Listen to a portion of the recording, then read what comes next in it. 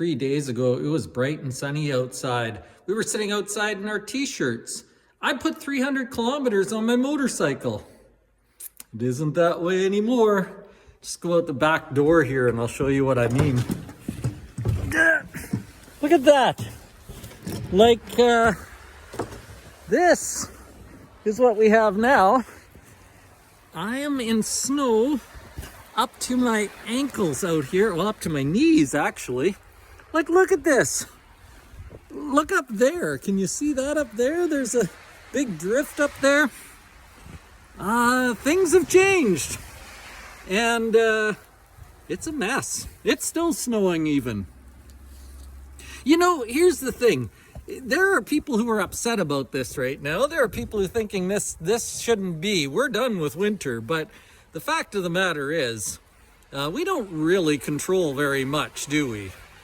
We are people who like to think we run things, but really we don't run anything. And the quicker we know that, and the quicker we come to that understanding that we really control nothing, the better off we will be. Because some things you just can't fight against, right? I think it's interesting that when Jesus was on the earth, he didn't have an appointment book. He didn't have a day timer. He didn't have a bunch of things he said he was going to do on this day or that day.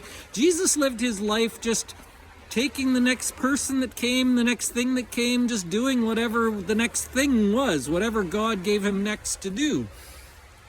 And we'd be wise if we developed that attitude, because whether we're talking about weather or sickness or aging or lots of other things that we sometimes worry and gripe and fret about, we can't do much about them. So we would be wise to develop an attitude that says we are waiting for what God is going to give us next.